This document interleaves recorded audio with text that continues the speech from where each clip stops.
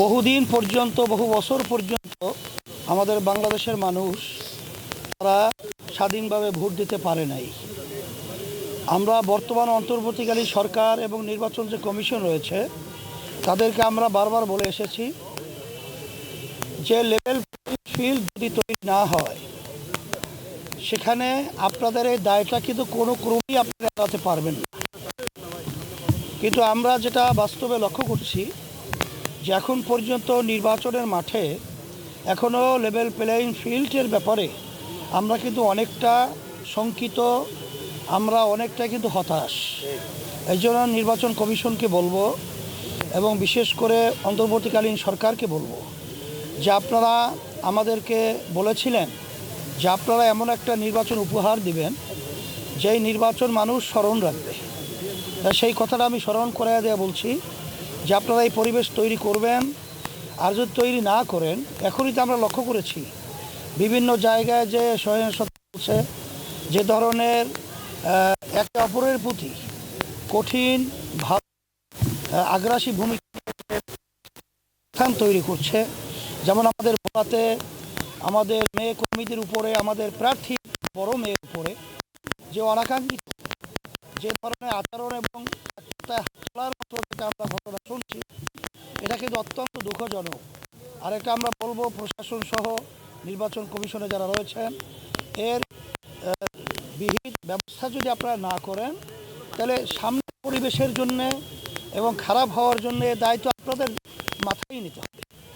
এই জন্য আমি আর বিশেষ করে বাংলাদেশের মানুষকে আমরা বলবো, বাংলাদেশের জনগণকে বলবো যে আমরা 54 বছর পর্যন্ত আমরা যাদের মাধ্যমে দেশ পরিচালিত হতে দেখেছি, এর পরিবর্তন আসলে বাস্তবে দরকার।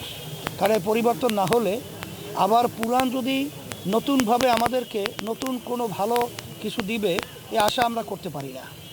তো এবছর এই নির্বাচনে ভালো একটা পরিবেশ তৈরি হয়েছিল যে আমরা প্রথম 8 দলীয় একটা সমঝোতা চলছিলাম।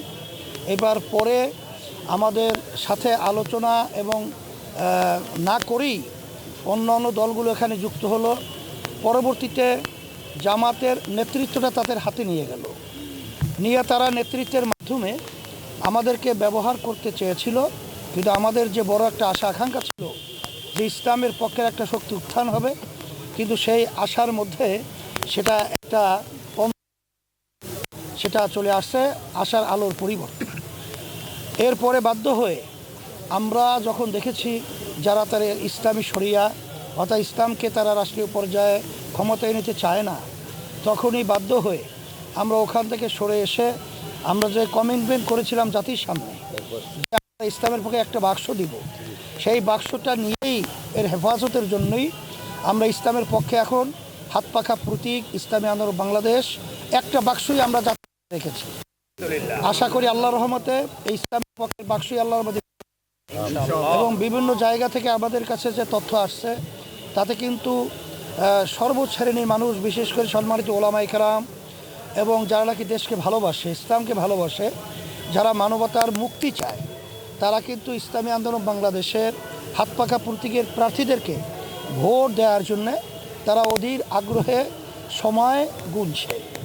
আমি সকল প্রতি আহ্বান যারা আসেন, আমরা বারবার সরকার পরিবর্তন করেছি কিন্তু ইসলামী নীতি আদর্শে আমরা সরকার দেখি নাই এবং ইসলামী নীতি আদর্শের মাধ্যমে দেশ সমাজ পরিচালনার ফলটা আমরা পাই নাই। এই জন্য আমি সকল কোথা আহ্বান জানাবো, আসেন আমরা সবাই একাকার হয়ে ইসলামের পক্ষের হাত পাখা প্রতীকের বাক্সকে এবং প্রার্থীদেরকে আমরা বিজয় করার জন্যে আমি সকল কোথা আহ্বান জানাচ্ছি।